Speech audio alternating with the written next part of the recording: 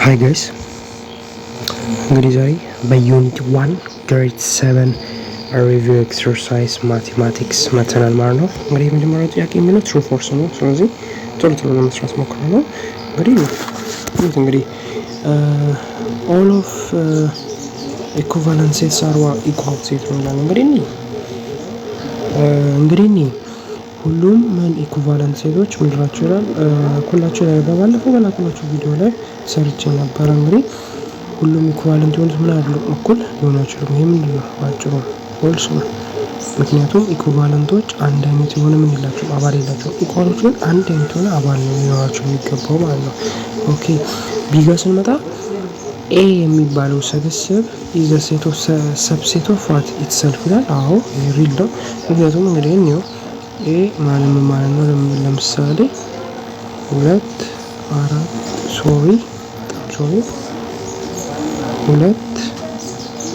እና 6 ቢሆን ማለት ነው ተማሪዎች ቢሆን ይሄ ለራሱ ሰብሴት መሆን ይችላል ወይ ነው።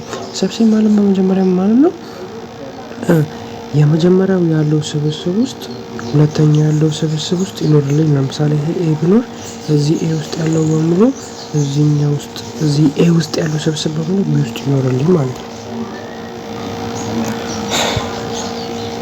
ስለዚህ ይሄ ለራሱ ምን መሆን ይችላል ማለት ነው። ኤ ለራሷ ሰብሴት መሆን ትችላለች ማለት ነው። ይሄ ነው ምክንያቱ። ይሄ ለኤች ኤ ለራሷ ምን መሆን ትችላለች ማለት ነው፣ ሰብሴት መሆን ትችላለች። ስለዚህ እኛ ማሳችን ምን ይሆናል? ጥሩ ይሆናል። ኦኬ ወደ ሶስተኛ ጥያቄ ጋር ስንመጣ ፕሮፐር ሴት ነው ይሄኛው። እንግዲህ እዩት፣ ኤም እና ኦ አለ። ሰብሴት ነው ሰብሴት ኦፍ ዋት ኤም እና ኤን አለ። ሰብሴት ማለት የመጀመሪያው ያለው ስብስብ ውስጥ ከሁለተኛው ያለው ስብስብ ውስጥ አንድ ይኖርልኝ ነው። እዚህ ውስጥ ያሉት አባላቶች በሙሉ እዚህ ውስጥ ይኖሩልኝ ነው። ግን ኦ ቀርቷል፣ እዚህ ጋር ኦ ቀርቷል። ስለዚህ ባጭሩ ምን ማለት እንችላለን ማለት ነው? ፎልስ ማለት እንችላለን ማለት ነው። እሺ ዲጋ ስንመጣ 2 ኤሌመንት ኦፍ ዚስ ትላለች። እንግዲህ 2 እዚህ ስብስብ ውስጥ አለ የለም። ስለዚህ እንዲሁ በአይናችን አይተን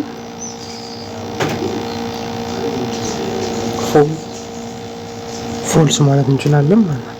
ኦኬ ወደ ቾይስ ስንገባ እንግዲህ ወደ ቾይስ ስንገባ ምን ይላል? ያን ጥያቄ ምን ይላል? ኦኬ ያን ጥያቄ ጋር which one of the following is proper subset of what EF ይላል። እንግዲህ proper subset of EF ስናወጣ ልብ በሉ እዚህ ጋር እንግዲህ እና ኤፍ ነው አለ። ስለዚህ ስናወጣ ባዶ ስብስብ አለ፣ ኢ ለብቻው አለ። ሶሪ ተማሪዎች፣ ኢ ለብቻው አለ። ከዛ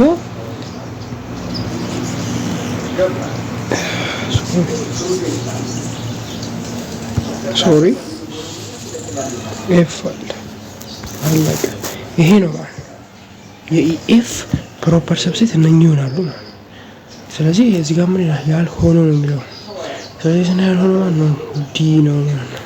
ያልሆነው ማለት ነው ዲ ይሆናል ማለት ነው። ያልሆነው ዲ ይሆናል። ዲ ውስጥ አለ ኢኤፍ አንድ ላይ አለ እዚህ ላይ ያለ።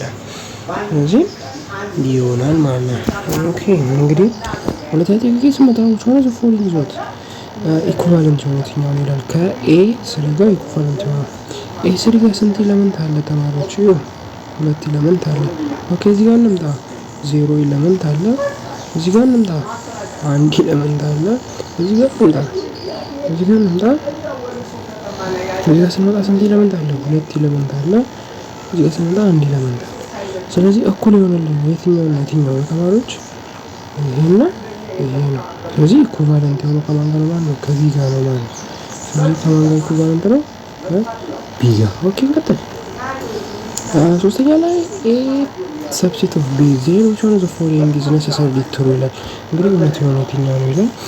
ይሄኛው ኤ ዩኒየን ማነው ኢንተርሴክሽን ሆኖ ከቢ ጋር ቢን ራሱ ይሰጠናል አለ ኤ ላይ ቢ ላይ ኤ ከቢ ጋር ኢንተርሴክሽን ሆኖ ኤ ራሱ ይሰጠናል አለ። እሺ ከዛ ሲላይ ኤ ከቢ ጋር ዩኒየን ሲሆን ኤ ይሰጠናል አለ። ከዛ የፕሮፐር ቢ ነው። እሺ እንግዲህ ኤ ስንት ነው?